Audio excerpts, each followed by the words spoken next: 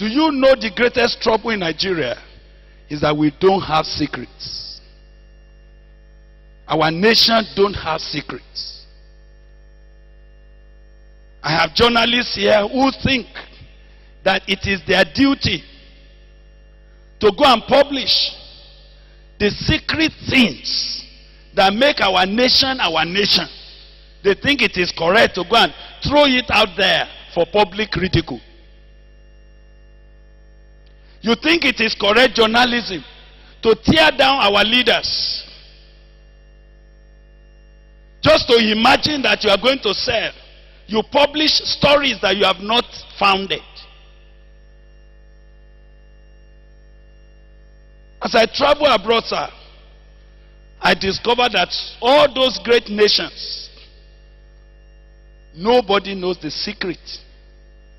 There are things that is classified. Nobody can get at it.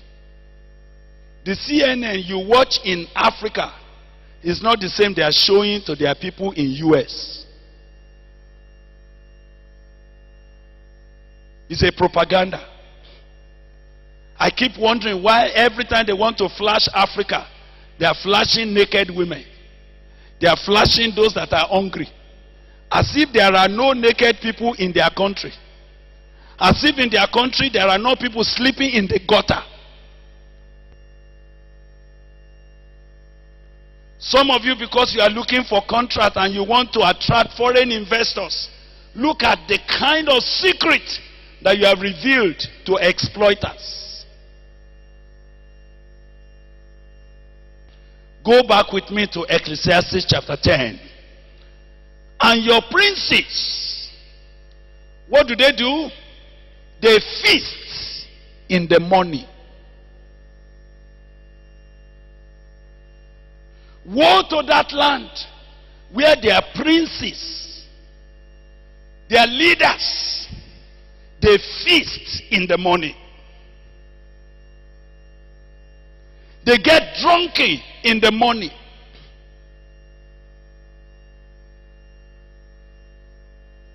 You are getting to an office and you are going to meet a DG or a director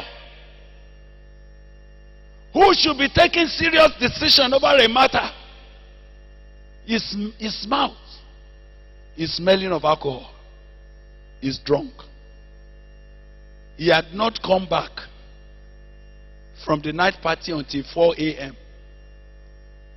How can somebody who only slept at 4 a.m., how can he be sound at 8 a.m.? You are not answering me again, no. How can a man who had not slept have a sound mind?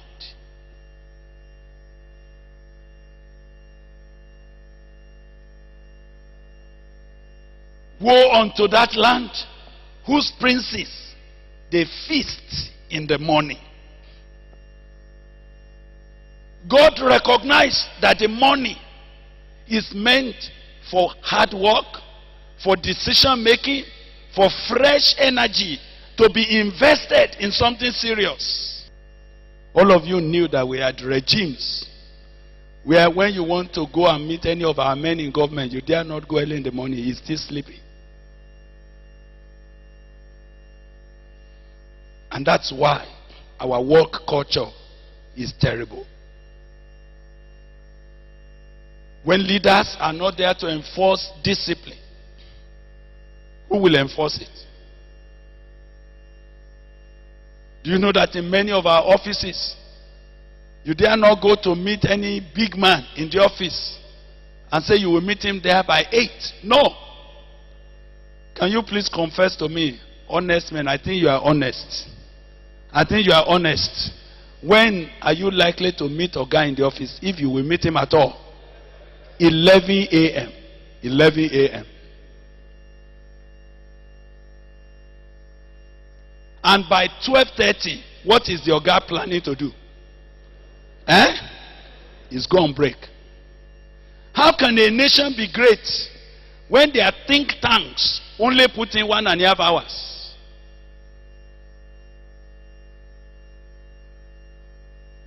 If we are crying to God for a change in Nigeria, I do not first imagine that we are talking about politics alone. We are talking about our lives generally. I'm talking to you in your office.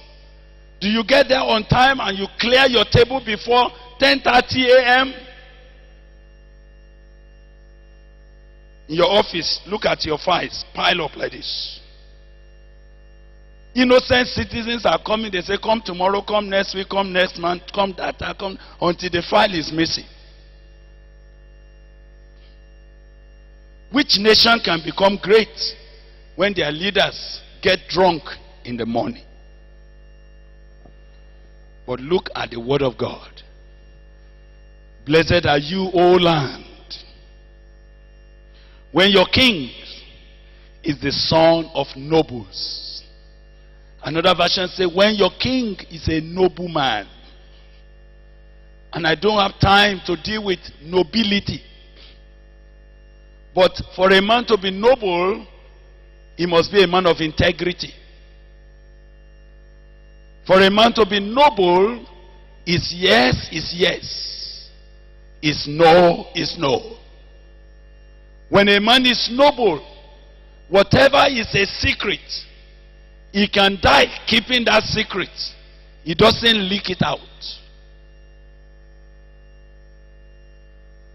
When someone is noble, he is willing to follow the path of justice and righteousness. He cannot be bribed. When a man is noble, when he takes an oath of an office, he lives by that oath, because he knows that having said yes to God and to men, he is bound by his words. Are you always bound by your word? Is your yes always yes? When you say something to your wife, madam, don't worry, I will do this. After your wife waited for 2 weeks, nothing is done.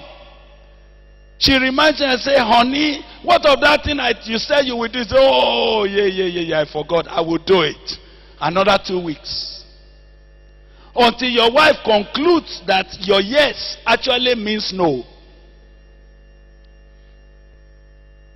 Your personal research as an academician, is it authentic? Do we have authentic researches now? Or we just have brothers who copy other people's papers and doctor it, just change 1 or 2 things and add 1 paragraph and quickly go and submit it for promotion? You are a professor, but I know there's nothing you are professing. You are not an authority. That which you are claiming, you don't know the root of it. We now have teachers whose integrity is not to pour the best that they have in themselves to making a student. What our teachers freely taught us in those days. They gave us notes until we cry, say, oh guy, it is enough, it is enough. Those of us that went to universities, that's not how our teachers taught us. But now, what the students are entitled to was your simple notes.